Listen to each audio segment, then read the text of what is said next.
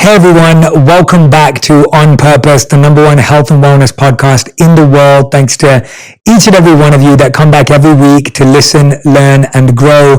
I'm so grateful for our incredible community here. The incredible response we've received to the episodes of late has just been unbelievable. Whether it's you sharing your greatest lesson on Instagram, or some of you making videos about episodes on TikTok, or sharing a tweet, it really means the world to me to see how many things you're changing about your mindset and your lifestyle in order to live healthier, more healed, happier lives.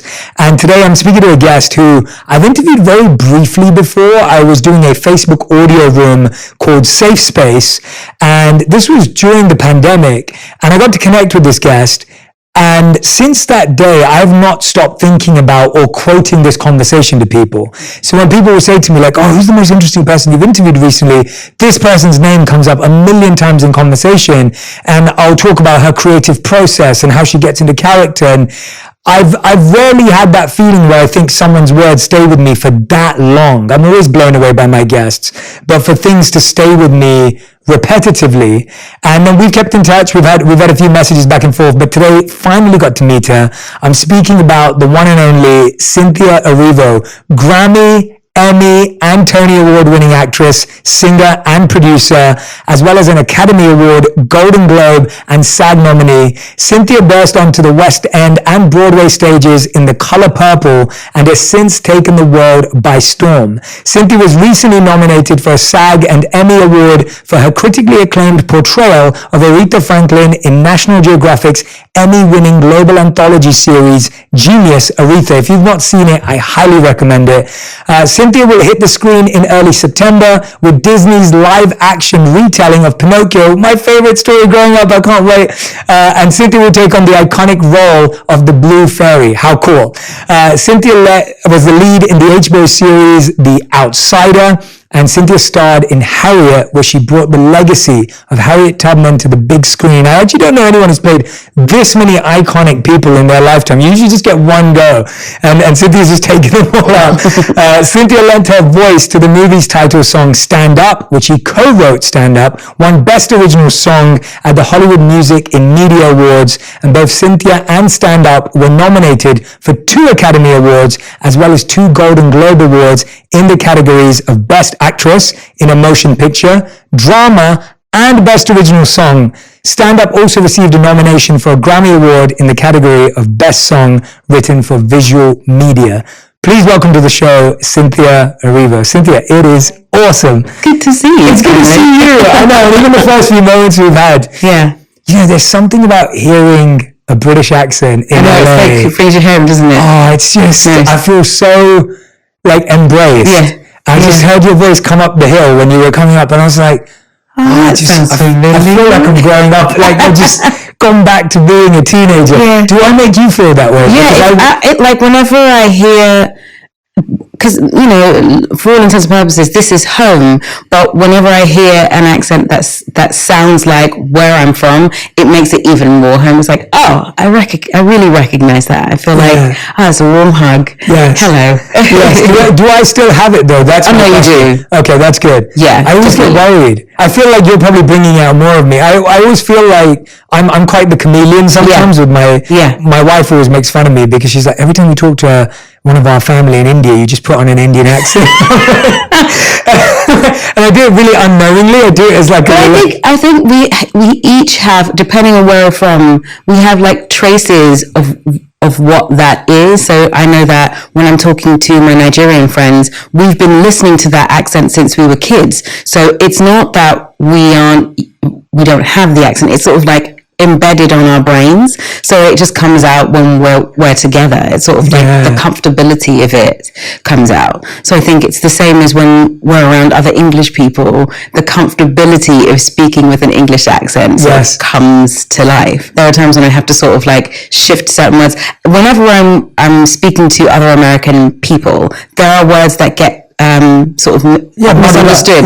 So I might say one thing and they'll be like, what does that mean? So I'll find the American version of that word and repeat it. And there are times when I've had to change the accent to make sure that we're both understanding. We get lost in translation. So I totally understand why it might be stronger when you're speaking to me, because now you don't have to make it any milder, because you know that I'll understand everything you say. Absolutely. Yeah, there was this. I remember when he first moved here, my wife would be at the grocery store and she'd be like, "Can I get a tin of beans, please?" I'm like, "What's a tin?" "It's a can." A can. Yeah. And she's like, "Where's the tin of this and the tin of that?"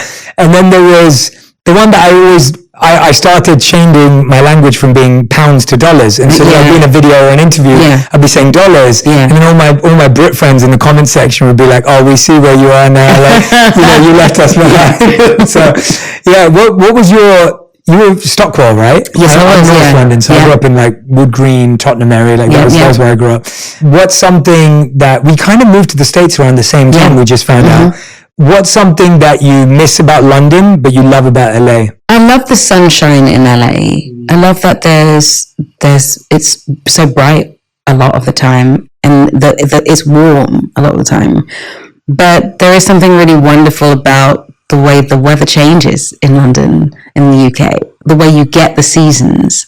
Obviously, I miss family. I don't get to see them as often as I would do if I was there. And like silly things like biscuits. Because biscuits here are very different to biscuits there. Which ones are your favourite biscuits? Taking me back now. Digestives. Oh, well, yeah. McVitie's digestives, or like hobnobs. Oh, yeah. Hobnobs. I used to have rich tea. Yeah. You know, so the pencil. The oblong. Yeah, or whatever that shape is. Those ones are so good. Yeah. Like little things like that, you just sort of like miss. Lay's also are not the same as Walkers. Yes. Walkers are really good. Lay's are good too, but all of Walker's packets are good. You have to find like the right, silly things like that. Yeah, exactly. Yeah, no, I love talking about it because it's same for me. It's interesting you said that. I think I often feel that sometimes when I'm back in England, I was like, "Oh, you live in Hollywood now and you live in LA." And I'm like, well, no, to me, I live in LA because the weather's incredible and I love waking up to a blue sky every day. Yeah. And I love the fact that I can go on a hike right here. Yeah. I can be in nature. I hike for about 2 miles every day around my home. And it's just, I love that. I never could have done that in London. I never did. No. And at the same time, I miss a lot of, I miss going to watch a football match because I love football. And so for me, being able to going to watch a game and like feeling the energy of the fans, it's special. There's like a special vibe around it. But what I like to do on purpose is I like to dive into people's journeys, people's stories, parts of them. We're not following a linear or, we're not trying to do a biographical piece, but I love diving into stuff. And I saw that you went to a Roman Catholic school growing up. Yeah. How is that influence now when you look back, who you are today, positive, things that were challenging? Like, how do you grapple with that today? What does it feel like? Growing up and going to Roman Catholic school. It was a girls' school too. All girls' school, yeah. It's strange because I never really felt like I totally fit in there. I believe in God, but that sort of upbringing felt really restrictive. It's so rules-based that you sort of miss the most important parts of what that faith is supposed to be about. And I've kind of let a lot of the Roman Catholic side of me go, just so that I could create space for me to form my own understanding of what my faith should encompass.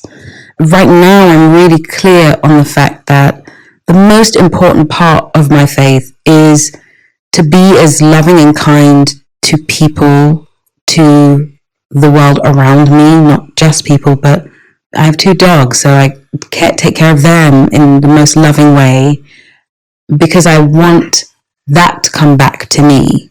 So I believe things are really cyclical. So if you give out something good, that good will come back. You might not see it immediately, but somehow it finds its way back to you. It's like a boomerang, And I think that is really the most important part of my faith. And I sort of encouraged myself to really take in what is around me so that I can appreciate the wonderful things that come. The fact that I can get up in the morning and go for a run and it's really sunny, and as I pass by, there are when I ran, there were 2 women who stopped, and I saw them as they passed by, they smiled, and I was like, that's lovely of them smiling, and I ran back and somehow managed to meet them again how, I don't know, ran 3 miles. I, just did a quick 5K, but somehow on my way back, we met in exactly the same place. And they stopped and I stopped and they just were like, we were just really impressed. We don't know what are you running for? I was like, running for the marathon. I was like, oh, okay, great.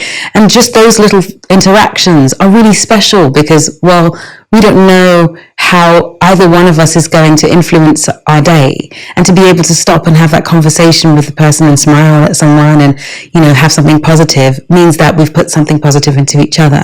And I think that is really what it is about for me. And I understand that everyone has their own understanding of faith. But for me, Roman Catholicism sort of doesn't give us the space to embrace all of that. It's always really interesting hearing someone's reflection in hindsight, because I don't know how it felt at that time, whether it felt the same way, but I went to an all-boys school. So I went to Queen Elizabeth's boys' school in Barnet. And I used to take like a 45-minute bus or to an hour bus sometimes just to get there every day. My parents had worked really hard for me to prepare for exams to get into this school, and it wasn't private, but it was a great education. And at the time, it's like all of us didn't want to go there because it was so strict. It was so like disciplined. But I found a few teachers there that kind of had this openness. And so I had my art teacher at the time, Mr. Buckeridge, who's still there, I believe, and we keep in touch now and again, but he just helped me think so differently. So in this space where there were like rules and discipline, there was a teacher who just kind of just knew how to navigate enough where you were in the rules but not too much. And he helped me so much with my thought process and my mindset. And now when I look back, I'm really grateful that I have this really beautiful experience where I feel like I have equal parts discipline and equal parts artistry. And I really embrace those two sides. I was wondering with you, like you're you're very right. Actually, you're really right about that. There is that sort of like tandem of discipline and artistry. My favorite music teacher, actually my music teacher and a French teacher, for some reason sort of stuck to me. Miss Rycroft and Madame Chesley. They both just wanted me to blossom as a creative. Madame Chesley wouldn't let me get away without speaking some sort of French to her all the time. And now I love the language very much so. And Miss Rycroft made me learn every kind of instruments I could possibly put my hands on and sing everything I could possibly sing. But it also gave me the discipline of wanting to learn, wanting to be as good as I want to be at these particular subjects. And you're right in that there is a wonderful sort of melding of creativity and discipline that has definitely influenced how I live and how I've lived so far. I was thinking that with you because when you brought up running, you've got to be really disciplined. And when I see your stories or posts with you running, I'm in anxiety. I'm like, I am so glad. I was like, I'm becoming friends with Cynthia, I hope. But as long as she doesn't invite me on a run, we're good. Like, she wants to do a hike, I could do that. But it's like it requires so much discipline, so much energy. And let's talk about running first, and then we'll move into your artistry. But when you look at how much you're running, you just said you run a half marathon. Ran a half marathon over the weekend, and then every day is about 8 miles, except for today, which is supposed to be a break day, so I did 5K. And then on the weekend, it's 16 to 18. And how do you find time for this in between roles and prep? And or is this something that continues on? It just goes on. That's incredible. I've been running since I was 20. My first marathon was 2016. I think I had one mini break in between. I remember I was in Atlanta and just decided, let me get back to it. And haven't stopped since then. It's an ongoing journey that teaches you about discipline, your stamina, how your mind works, how you psych yourself out sometimes, how you can buoy yourself and lift yourself up. And I gained so much from it. Believe me, there are days when I do not want to get outside or on a treadmill and do any of it. But that also is a moment for me to sort of learn. There are days when, yes, it's good to stop, take a second and not do the run today. But other days it's, how can I overcome this moment where I'm like truly not wanting to do it? And those days when I'm able to overcome those moments when I'm like, I do not want to do this, often are the days when the runs are the best, which is very strange. Yeah. But I love it. And it has provided space to think. It's provided moments where I've made friends along the way. People are now used to seeing me do certain routes. So I always bump into people and I say hello. And it gives me a lot. The physical aspect is, yes, your body loves it. It's great to work out, but it's more a mental thing than anything else. Distance running really is more mental than physical, because once your physical is done, if you get to 18 past half marathon, it really is sort of like, okay, mind, how will you get past the rest of this? Yeah. And that's always a really wonderful sort of adventure. Yeah. Have you felt that approach to anxiety and psyching yourself out, have you feel that become applied to life through that process of running? Like, could you give us an example of how that's... Because honestly, it's those days are the step-by-step days. That's what I call them. You just take one step, then take the next step, then take the next, and the next, and the next, and you'll realize at some point you're running. That's essentially what happens with me with other things. This is a silly example. I had to redo my closet. Everything was taken out of it, and I've had to put it all back together again. And when I first looked at this task, it just looked mammoth. I was like, there's no way I'm going to get this back in order again. And I looked at it and would go away and go, it's not going to get done. I can't do it. And then one day I just said, just start. Nothing else after that. Yeah. If you just start, something will get done. Even if it's like one small section, you will have started. Yeah. And the next day, just start again. Yeah. It's the same for if I'm learning a piece or a song that just won't stay. I'll just start. Learn the first line and just keep going over the first line. And sooner or later, the first line will be in there and you'll want to go into the next line. You do a piece or you're playing a character you just can't understand. Just read the lines. Find out what other people are saying, find out what the journey is, and then sooner or later you'll want to get to know this character. Now the way to get to know this character is probably to learn the character. And when you learn the character, well, you've learned the character. Now you know it. All these sort of little mountains or trials, they aren't always easy, but if you just start, you might be able to get over them. Yeah. Even when we're running hills, I never look at sometimes you're told, look straight ahead. I always look at the bit in front of me. My eyes are never pointed upward when I'm walking up a hill. I'm always like, if I can just get my foot in front of this next foot, and if I could just keep going bit by bit by bit, sooner or later, when I look up, I'll be at the top of the hill. And that's always what's happened. And it's the one thing that keeps me from stopping in the middle of a hill. I just keep going one foot in the front of the other. My eyes are pointed downwards because I know that there's only one foot that the only thing that can happen is I'm going to put my foot in front of my foot again. And then eventually the hill sort of flattens out and you're like, oh, I got there. I made it. Okay. Yeah. I'll keep going. It's good. Yeah. That's so powerful. I love that perspective because I think you are right there. We've kind of been trained in society to look at the goal, look at the target, figure out the end point. And you're so right that if you ever try and run or whatever you do, whether it's hiking or anything, swimming or whatever, if you're looking at the end constantly, you'll keep measuring how far you are away from exactly. it. I know that I don't run anywhere close to as much as you do, but when I have ever run before, when I have looked at the end, I'm just like, I'm still so far away. I'm still so far away. Okay, I'll get to that point and then I'll walk. And then, whatever. And then you start negotiating with yourself. Rather than if you are just looking at it. It's the same when we were taught to meditate as monks. I lived as a monk for 3 years. And when we were trained in that practice, we always meditated on beads. And you get this beautiful set of beads. I still have them today. And there's 108 of them, which is a sacred number. And you're told to just focus on one bead at a time. And the mind is like, oh, I've got to get 108 beads and I've got to do this multiple times and whatever it is. And so we're told, no, just one bead at a time, one step at a time, and just start. I love that as a view of like, just start today and you'll thank yourself later, you'll figure it out. I can't tell you how many times people have asked, how do how do you even do that? How do you run so much? I want to start and I'm not sure what to do. And I'm never going to be able to run that distance. No one is asking you to run that distance. Just go outside and start.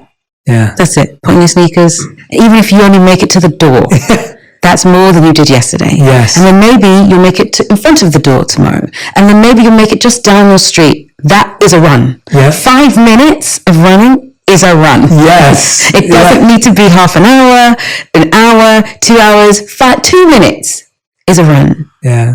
Just start. Just a little bit is enough. And then you'll find more later. You'll find that you are asking, your mind is asking, your body is asking for a little bit more. Mm-hmm. Because the 5 minutes that you did, it's now, well, I can do that. Absolutely. I'll do more then. Absolutely. Were you always athletic? Like, was that always a part of your life growing up? Like, yeah, I've always been athletic, whether it be dance or sport. I was a sprinter when I was younger. That's what I sort of wanted to do. And then my very first sort of distance run was a 5K, and it was for cancer research. And I just wanted to do something. Mm-hmm. And I saw this run happening in a park nearby, and I started doing it. And I don't know, I sort of was telling myself that, I can't run outside, I'm not going to be able to. And then I just figured it out. I'll just find a route, and that's sort of what happened. And I haven't really stopped since then. Yeah, when you apply that to your career now, did little Cynthia ever think that, and I don't want to simplify, and I'm very careful about this, I never like to simplify someone's success to external accomplishments and awards, but did little Cynthia, like growing up in Stockwell, like, and you look at the journey you've been on, and, Emmy, Grammy, Tony, like just you, and more importantly, you've paid iconic people who transformed culture, and your work is educating people on these incredible personalities that history can try to forget or doesn't know enough about or doesn't know the depth of the story. Like, what would little Cynthia say to you now, like looking at all of that? Like, who believed in you back then? Like, did your parents, did your family, like who knew this was possible? Did anyone? My mom believed in me, sort of from the beginning. She knew when I was a kid that was sort of what I was going to do. Apparently I would hum when I ate. So she was like, it's probably going to be a singer or an actor. So that sort of like, it came at no surprise to her that this is what I sort of wanted to do. And my sister, has always been around for everything that's happened. So she's always believed in it and has come to some of the shows and seen some things. And, I have really wonderful friends. One of my friends, Capri Hakeem, who I've known for almost 17 or 18 years at this point, has just always been there and like always has gotten it and believed in me. And I have some really incredible friends who I'm getting to watch do amazing things now as well, but they also believe in me, and I've been lucky enough to be surrounded by some wonderful people. Little Cynthia believed in herself, although I'm not entirely sure that she knew how much was coming. Yeah. She sort of kept her head down and just was like, "Wow, do that." It was a game of like, I'll try this. I'll do that. No, I'm game to like, I'll do some backing vocals for this person. I'll go and sing at this sort of club and do all those things. And I'll try this young actors course. And there's just like it's a combination of, yes, hard work, but also loving the adventure and wanting to try new things and wanting to not miss out on something if I don't enjoy, Yeah. I think that she would probably pat me on the back and give me the mischievous look that I give most people when I'm like, that's good. And be really, really happy. And then she'd be like, what else are we going to do? Yeah. What else can we do? That's awesome. Yeah. I love that. And it's so, I actually realize this more and more that a lot of people that I speak to did have people that believed in that. Like there was that. And I love hearing that. I think it's important to normalize that too. Yeah. It's like, hey, if you believe in your kids, it's great. It's good. It's good. Yeah, you should. And then if there's people out there who grew up with parents who didn't believe in them, that's great. You became resilient that way. But it's beautiful to hear that there's two ways. Yeah. There's not like this, oh, well, you should have had everyone telling you were never going to make it, and that's the only way. And you're like, no, actually, I had really good friends around me. Yeah. Yeah. And I think I just sort of like, have been consistently sort of finding my tribe and finding people who are challenging me and wanting me to keep being better and keep doing things that are different. And then there are those friends who are just, we're here when you want to have like a normal day and a cup of tea and like sit down and chat, and we need both. And I love that balance, because it is kind of what life is made of. There's never always just the one way to be. Yeah. And I think both influence the other. Yeah. You've been known for playing so many iconic people now. When was a role that you've played that you feel you loved, but it wasn't as well known, or it was something that maybe wasn't as successful, but that you really found that you just fell in love with it and that it became a part of you? I'm going to say Holly Gibney in The Outsider, although that did pretty well. Yeah, it did well. That did pretty well. I've loved the roles that I've played, and I picked them really specifically because I want to get to know this person. I always say this, if I haven't met this person before, either on screen or in life, I'd like to meet them. So that's why I play them. I want to get to know who they are and what makes them tick. And Holly was just so different. She was very hard to shake. She was a woman who found it hard to communicate, but really all she wanted was connection. And so had to learn to find ways to make herself understood. And when she was misunderstood, would be deeply hurt by it. Extremely intelligent, a brilliant mind, but also deeply loving in the most individual way. And I just had never played anyone like her before. And what's wonderful about that particular role is I get everyone from every different type of walk of life in any place, sort of going, that show that you did on HBO with Holly Gibney, that I loved it.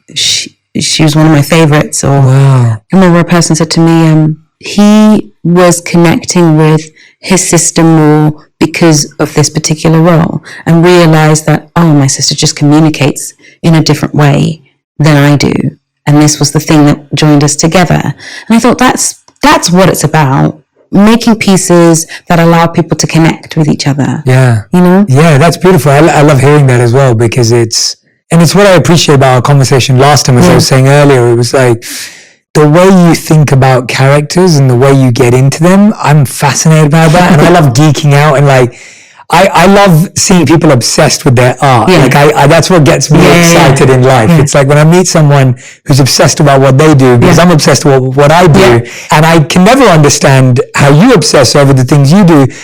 Can you describe to me again, because you told me about this last time, but I want to hear it again for On Purpose, for this community, because you were talking about how, like, when you're playing roles, you're looking at how people walk. Oh, yeah. And I was like, and how they talk to figure out their pitch, and then like the rhythm of their walk and the pace.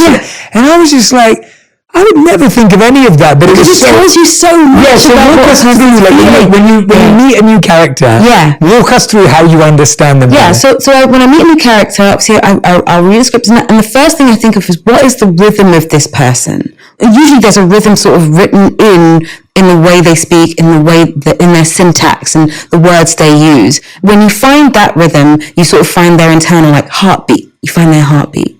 And then I'm sort of like, well, how do they move? What is it that they're looking for? Is there an urgency to how they move?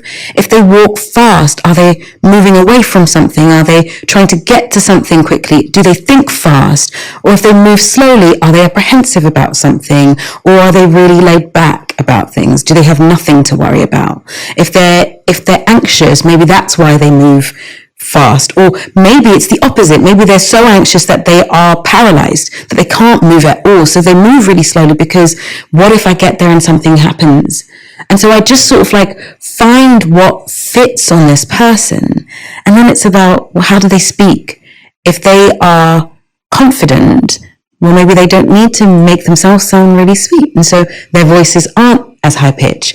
Or maybe they are sort of held, and so they're a little bit quiet and things feel a little bit whispered. And there was a really interesting documentary about Princess Diana, and she's really fun to listen to, because her voice changes as the years go by. When you first meet her, it's almost like she's whispering and swallowing the words, and she doesn't really use her mouth very much, and it's very quiet and very reserved. And as you meet her, as the years go by, when she's sort of like, now I know who I am, she starts to use her mouth more. So she sounds really rounded.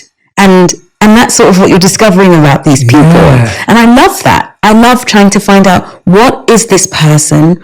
How do they grow? And do they grow through meeting them and through these episodes or through the film? Does it change? Does it shift? Do they move more confidently? Do they move more smoothly? Are they quick? Are they darted? So many questions I would ask myself. And then silly things like, what scent do they use? Because we all have sense memory. So if there's a particular scent they use, is it because it reminds them of something? And when I put that scent on, does it make me think of something? Or do they like makeup? And if they do like makeup, is there a particular way they do it? Do they want their eyebrows messy? Or do they want them very tidy?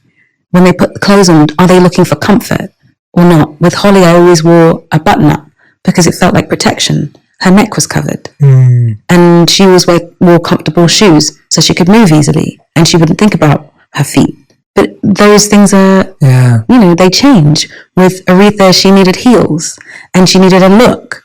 And she did her eyebrows particularly, and they were a particular shape with an inky black line, And with Celie, it changed. When she put trousers on, she could walk better, and she had a heel, a thick, blocky heel that meant that she could make sound when she moved. Before then, she was in a shorter heel that was like a soft shoe that made no sound at all. So it meant that she could move really quickly, because if she didn't move quickly, she'd be in danger. So it's about that. Yeah. How do you find all the things that make this person a round person, so that when you meet them on screen, you're like, oh, I can see this person, and they're 3-dimensional, 4-dimensional, and not just someone that I read a script on. Where did that ability and skill come from? Because obviously it can be seen as a technique, but when you talk about it, it's not a technique. It's something that, it's not just like, oh, you read that in a book. It's how you think and how you feel and how you empathize with this person. Even when you were talking about Diana, there's someone obviously who've not played. It's like, but you're watching that and you're able to observe that. Where did that skill come from? How did it develop? Do you remember? Like, when did you start? Did you start doing that when you watched TV when you were a kid, or did you, where did it come from? I'm not even sure when it started. I think I've always been a people watcher. I think I've always observed how people move, how people are, so that I can better communicate with them myself.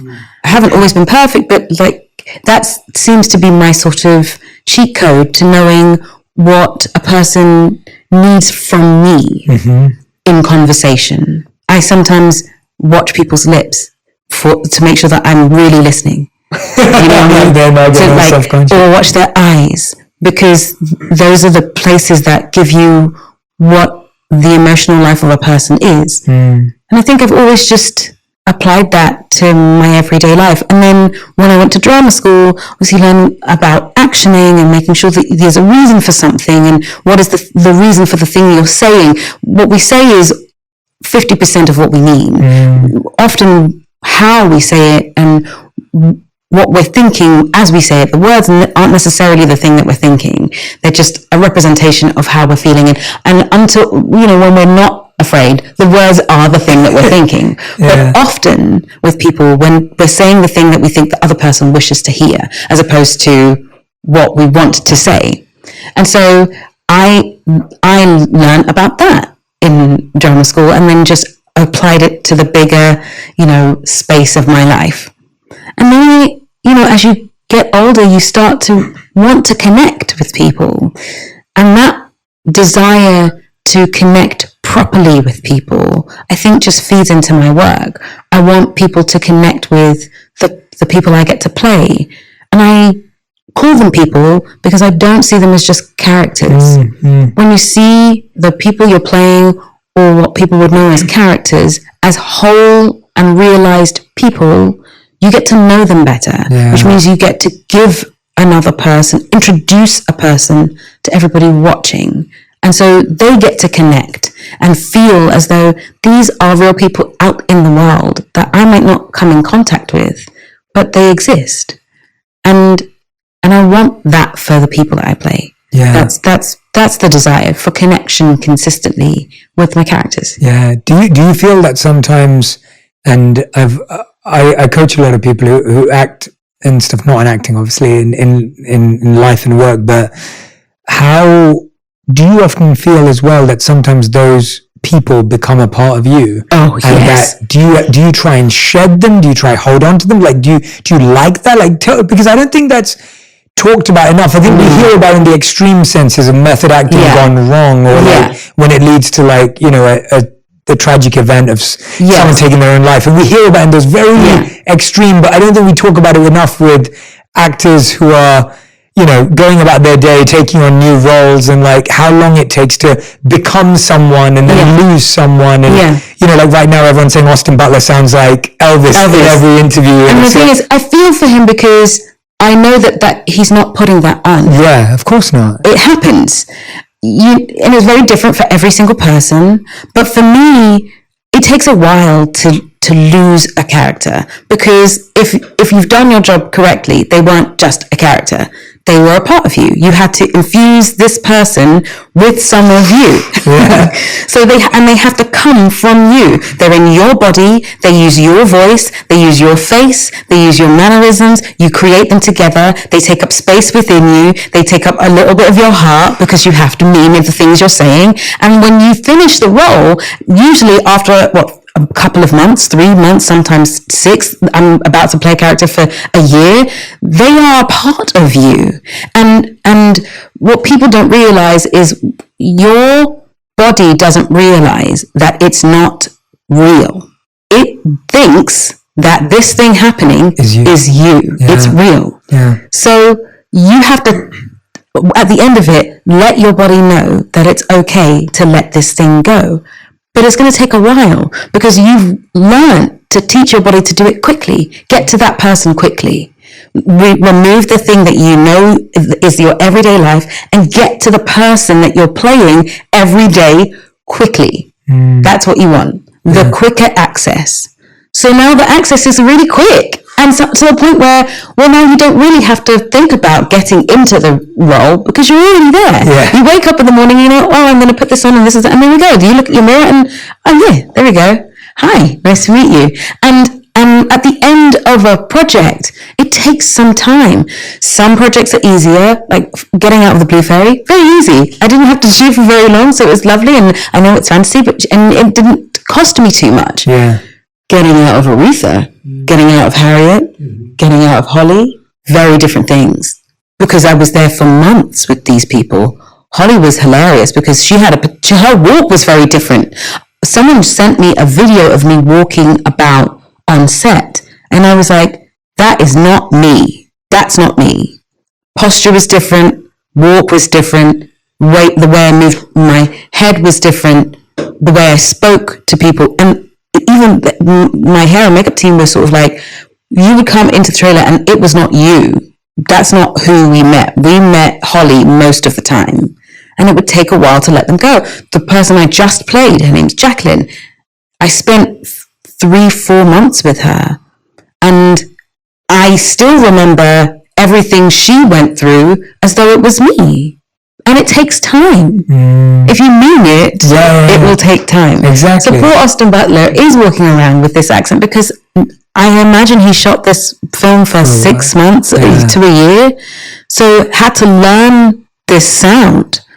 And when you learn a sound, it doesn't just leave you. Yeah. You know, he may slip into it just by accident, not even thinking about it. Yeah. Because that's the person he played. He played a person that existed for 6 to 9 months or something, and prepared it before then, and then rehearsed it, and then sang the songs, like same as what he put a voice on top of his own.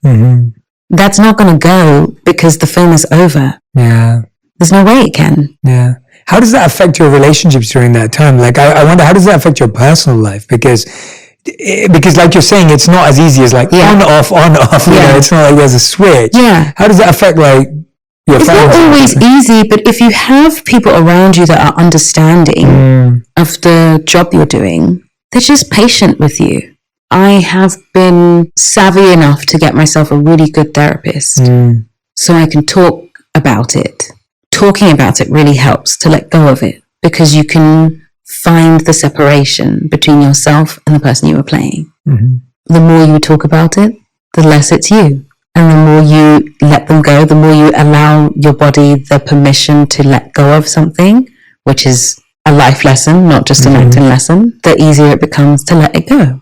What was your reason for going to therapy? Was that the reason? Was that part of it? Or yes, it's that, and just like life things, you know, my mum raised me, my father wasn't around, and we don't realize that sticks to the bones of a person. You don't realize it because it comes out in different ways.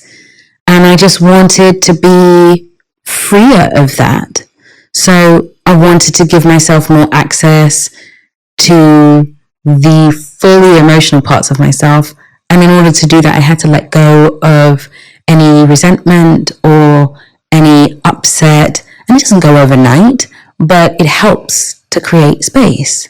I wanted to be just better at understanding relationships I have in general, where I am, mistaking something for hurt, as opposed to, if I'm thinking someone is being mean, I need to know, well, what are they going through also, because it might not be vindictive, it might not be a mean thing, it might just be that they're also hurting. But what in me is seeing their hurt as mean? Am I hurting in a place? So it's just finding better ways to communicate with people. Therapy's really helped me with that. Like, how do I want to communicate best with people? How can I show up as my best self? And that's not always to lay the groundwork for really great communication. Yeah, I think that's a really beautiful way. I've never heard it described like that. Yeah. I actually think that's a really refreshing description, because it's almost like, I think we literally run from conflict here, yes, unease here, yes, discomfort here, yeah. And it's like personally, professionally, family, whatever it may be, and you're running from discomfort to discomfort to discomfort, and you never had time to think about it. You never had time to prepare. You never had time to debrief. Like, you may do that at work, but when do you debrief personally after an altercation with someone? And therapy or coaching or the ability to talk to someone in your life, like you get to start going, oh, well, I've actually thought about this and here's how I feel about it, rather than I'm just feeling. Yeah. And also those feelings end up being exacerbated because you're just talking to yourself. Yes. You can't really process something if you're just talking to yourself. You need ears that can say, well, I know that you're feeling that, but here's what I'm hearing as you say this to me. That has been a wonderful game changer. When the words that you're saying are not actually the thing that you are saying. It's not what you're feeling. The thing you're saying is not the thing. Yes. And that's what we all struggle with, is that we are, this misalignment between what we're thinking and saying and feeling is so much more widespread than we think. What's a belief that you think that you held once about yourself that led you down a scary path or a wrong path? Is there a belief or a value or a idea you held about yourself that you think didn't take you in a great direction? I don't know that there is anything like that. I think just little things that come up. Sometimes you question whether you're good enough for something. We all suffer from that in a little way, and some, more than others, varying degrees. And when you're younger, it feels huge.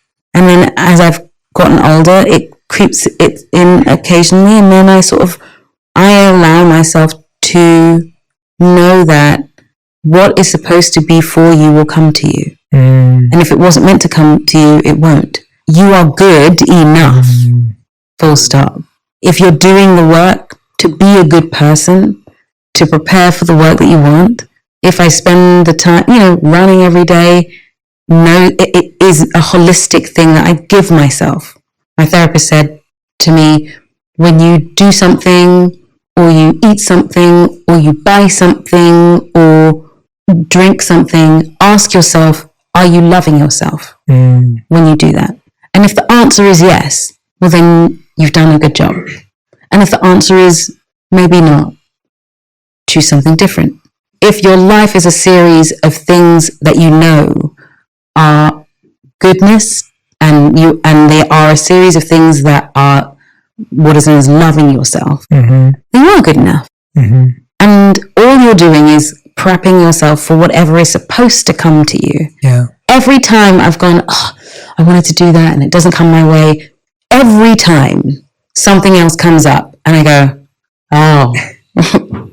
got it. I know I wasn't supposed to do that because that thing came and that thing is awesome. So I want to do that thing. Thank you, universe. Thank you, God, for taking that out of the way. I always say to people, every no is just room for a yes. Every no is just room for the thing that is supposed to happen. You're making room for the yes that's supposed to be there.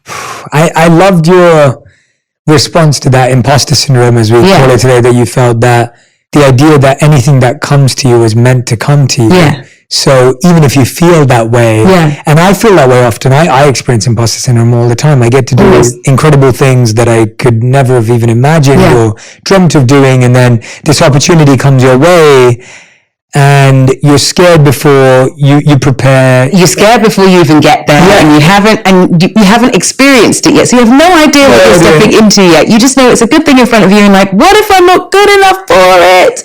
Am I supposed to be here? Yes, you're supposed to be here.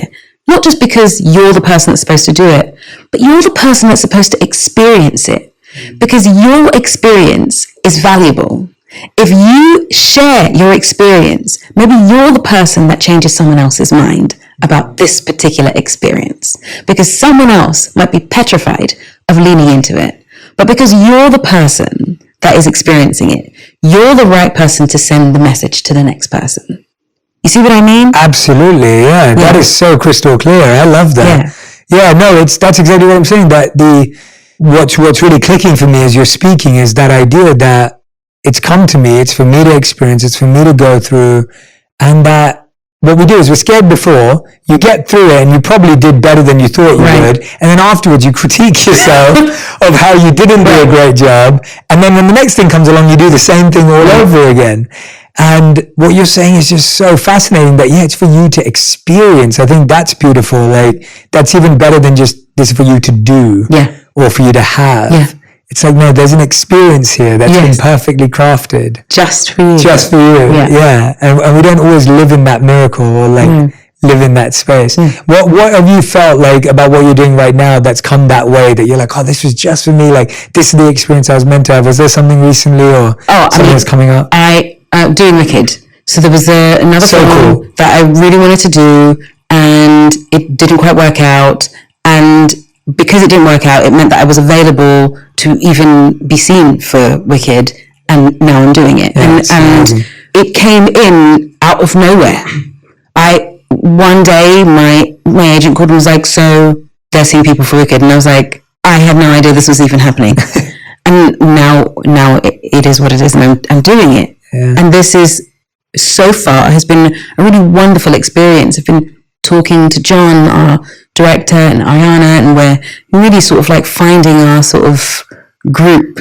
Like, what is the group mind wanting? What do we want to tell with the story? How do we want it to look? What do we want people to feel? How do we want to feel when we do it? All of those things. And it wouldn't have happened if there was a yes there. Yeah. Because this yes was supposed to come. You know? Yeah. How does it feel when you're working with other incredibly creative people? That one mind can be really challenging. There's one thing getting your mind right and being like, I know what I'm doing. Now you've got 3 sets of imposter syndrome, 3 sets of excitement, 3 sets of artists. Like, have you figured out by now, like, is there a system, a process that you can follow to help to make everyone feel comfortable? Like, how does that work? Often it's about thinking less about, and I know this sounds counterintuitive, but less about what you need and more about what they need. What does this person need in this moment to feel confident enough that they can go through this with you? What can I do to make you understand that I am here for you as well? And if I'm here for you, you can be here for me. And therefore, we can think together. We can figure it out together.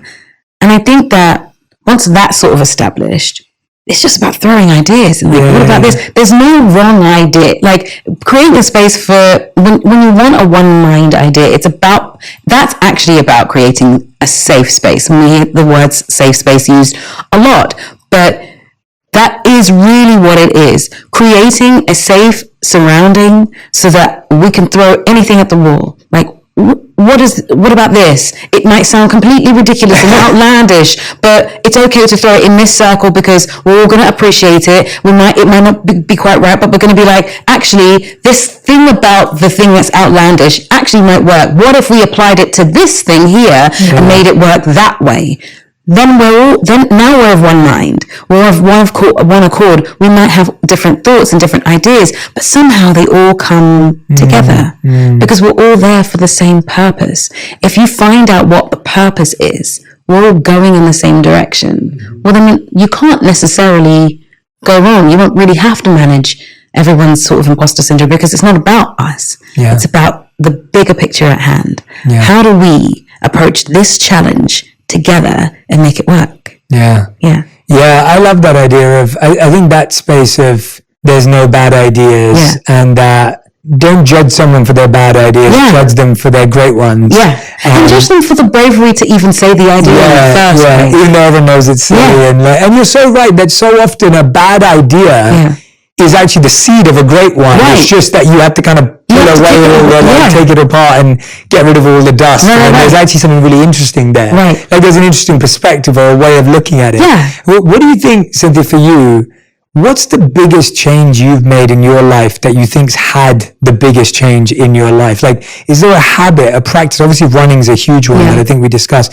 Is there anything else, a change that you've made internally in your belief system or externally or in your values that you think has been the catalyst for all of these mindset shifts and this greatness that has come your way? Like, does that come from having had a religious upbringing that you've spiritualized? Does it come, because I'm always fascinated by like when you speak and when you put these ideas together, I'm like, there's so much beauty, there's so much eloquence, and then there's elegance to it too. And then I'm like, well, how I'm like, I guess when you were saying, like, when you were looking at a role or a person, actually, you said a person, a real person, not a character, you were saying like you love to figure out how they walk and how they talk and why they do this. I think for me, when I'm fascinated by human behavior from the point of view of how can humans change? I think that's what I get obsessed about. I'm always like, well, when that person made that shift, what did they do that helped them to make that shift? And how can other people benefit from that? Or like, how does that person make decisions that makes them a better decision maker? Or why does that person lie or steal or cheat or whatever it may be that ruins their life? So I think, I'm just trying to get to, what change, did you have to make a change in mindset, or do you think it was a snowball effect of just these positive experiences that you kept collecting? I think it's like a slow and steady accumulation of just trying things. When I was younger, I was a little scared. When I first went to drama school, what actually happened was I met someone at a young actors company. I told you the story before, Ray McCann, and she told me I should go to drama school.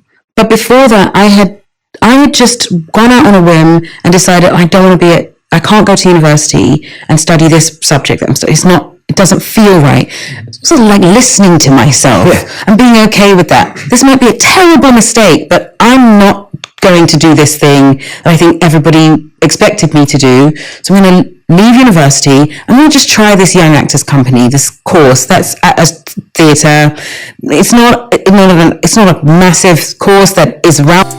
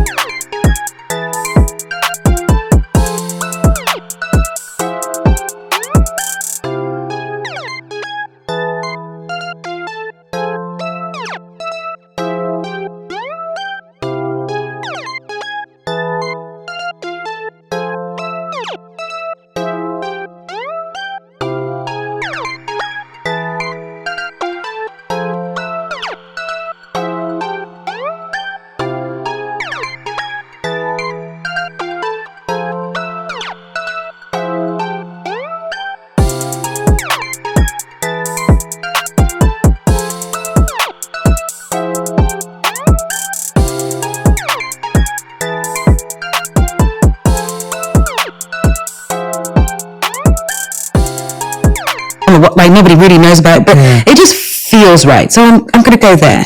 I bump into Ray, who I hadn't seen for 5 years. She tells me to go to drama school. I tell her no. I say, I'm not doing it. There's no way I'm going to get in. She says, well, you can't come to this course if you don't apply to this school. And I say, all right, I will apply to this school, but only this school. Just this one. Only because you asked, and I'm only applying to this. Fine. I apply.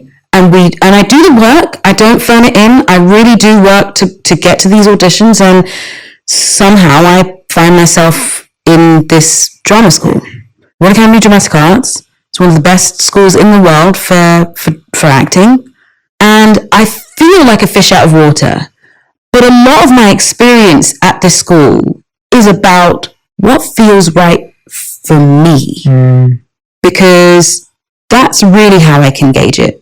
At one point, and I was physical. I was working out a lot, and one of the teachers says, "Oh, you should stop working out because you need to get softer." And I was like, "I don't know that that's right.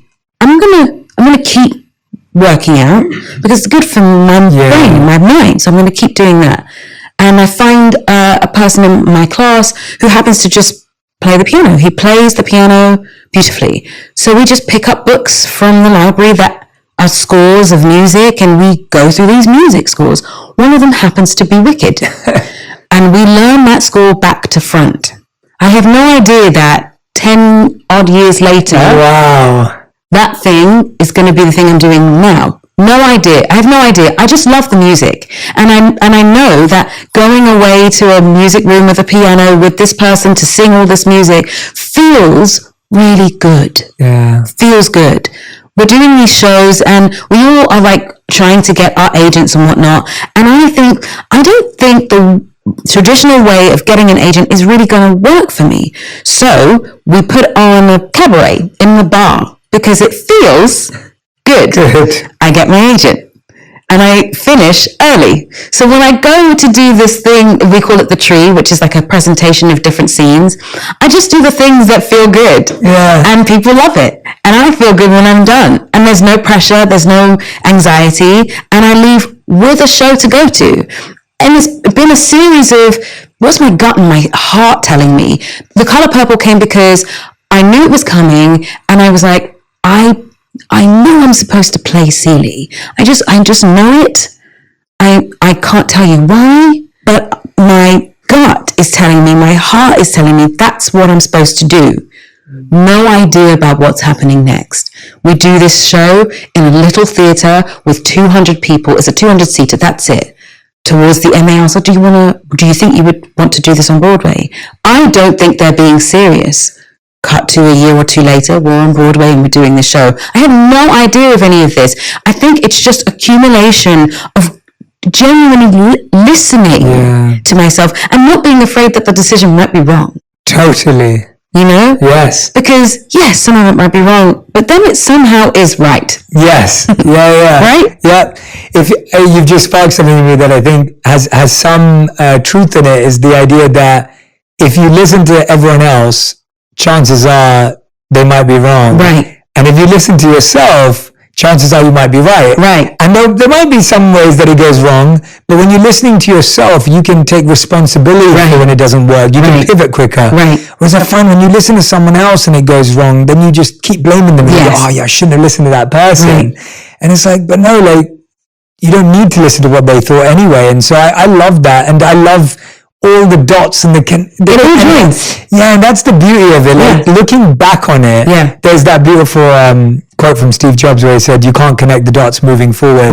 You only can when you're looking backwards. And I feel like when that's exactly what this is, you're like, I just did this because it felt good and I did this, and now when I look back, and I encourage everyone to not look for the connection moving forward.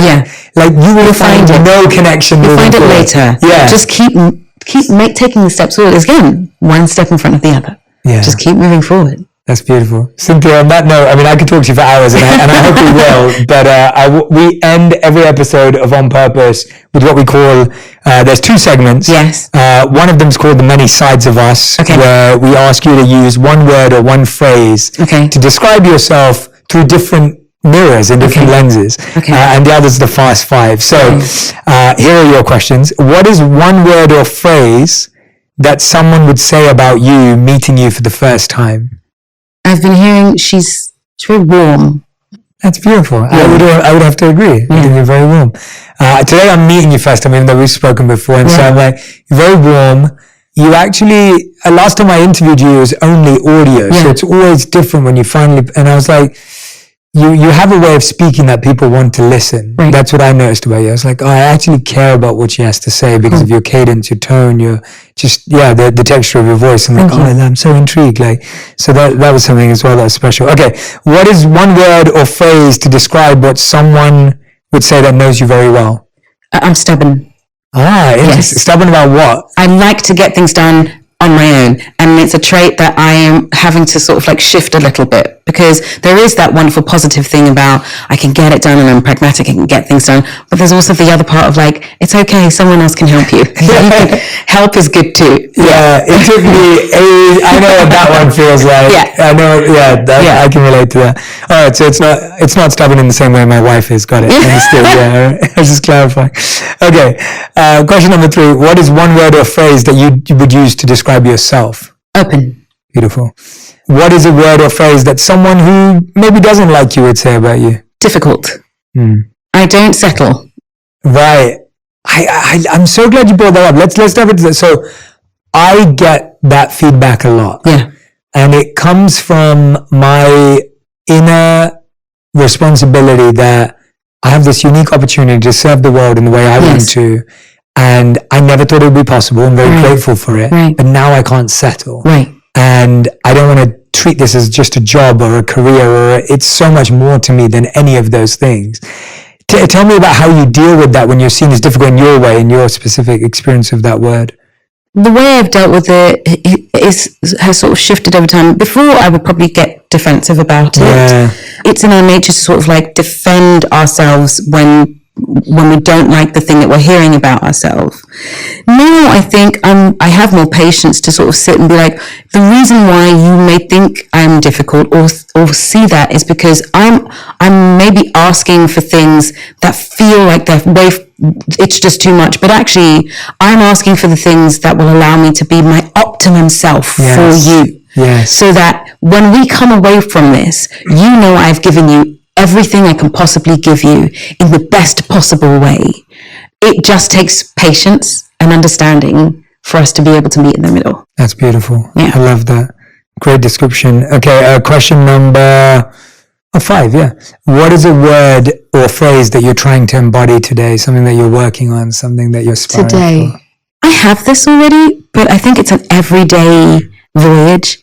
Joy. Just seeking joy in every day. Like in little things, being able to finish organizing something, or I did my vanity around my bathroom, and I was like,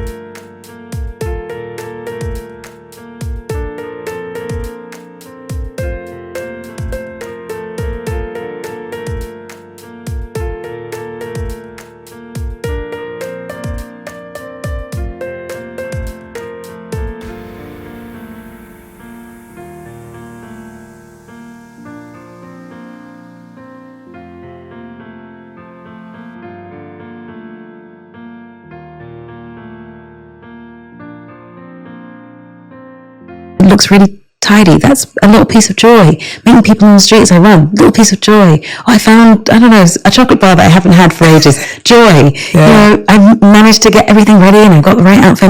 My water's prepared. I'm prepared today. Joy. Like finding pieces of joy in the little moments so that we aren't just waiting for big, massive things to happen. That it actually is an everyday build-up of goodness. Yeah. So that when the big things come, they're just like a cherry on top. Yeah.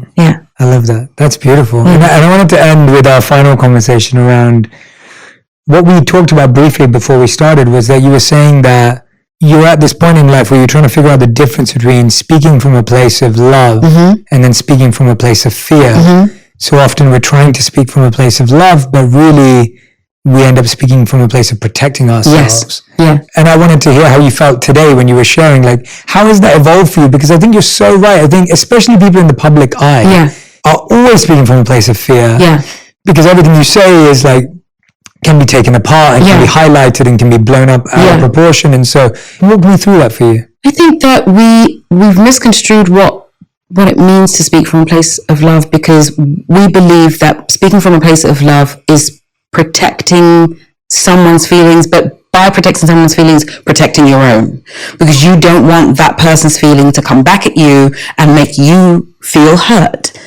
But actually, if you speak from a place of love, you are actually communicating with another person about what can help both of you meet somewhere in the middle and understand one another. So if I say, let's say something as simple as someone has said something that's hurt your feelings, instead of saying, that thing you said hurt my feelings, and I know that wasn't what you meant to do, but that's how I felt. That person can go, I'm so sorry, I didn't mean to, that's not what I meant at all. Now, we've not exacerbated anything. I've just told you how I felt from a place of not afraid that you're going to get defensive about what you said. It's not, you said that thing and I don't think it was right and it was really mean. Different turn of phrase, isn't it? You're not speaking from a place of, this is how it felt when it came to me. Is that what you meant? Yeah. Now there's a space to have a conversation about, well, actually, maybe this is what I meant. Now I understand. Okay. Well, now we can have a discussion about something. Yeah. When we speak from a place of love, what we're actually doing is giving the other person an opportunity to be understood. And therefore, you get the chance to be understood as well. When we speak from a place of fear, we're trying to stop the other person from getting upset, to stop ourselves from feeling even more rejection or more upset. And we can't walk around like that. We're essentially walking around like broken shells. That doesn't work. We want to allow people to make themselves whole every time we have a conversation with them. Yeah. To leave a conversation thinking, oh, I learned something, I understand something, I know something. If you leave a conversation going, did I actually get what I needed from that? And that's often how people leave conversations, especially arguments. You leave an argument, you think, I don't think I got what I wanted from that. Yeah. I don't think I got the conversation I needed out of it. I'm still missing things. I'm still not understanding certain things because we weren't speaking from a place of, how do we solve this? Yeah. How do we make this better? We're just sort of, I want to be heard, you want to be heard, as opposed to, I want to understand you so that you can understand me. Now we walk away thinking, oh, we got something. Yeah. And so usually by the end of those conversations, when you're like, I want to understand, you want to understand, you're like, you good? I'm good. Yeah. All right. Should we start again? Yeah. Let's start again. That tends to be how those conversations end up. Makes so much sense. Yeah. Yeah, I want those too. It makes so much sense. And today's been a conversation filled with love, filled with joy, filled with a lot of understanding. And I know anyone who listens to this, speaking to you is like, there's a therapeutic nature to it. It's very like, I feel like anyone who listens to this or watches this is going to walk away just feeling a sense of joy, genuinely, because I think the way you talk about your life, the way you talk about these miracles, the way you talk about the connection, the way you talk about the work, but also the wisdom that comes from it is really special and beautiful. So thank you so much for being here today. And thank you for doing this. I hope you had fun. I did. This is lovely. And I hope you feel heard and seen and understood. Very much so. And I want to welcome everyone at home to make sure that you share what you learned from this episode across social media so that we can pick up what were the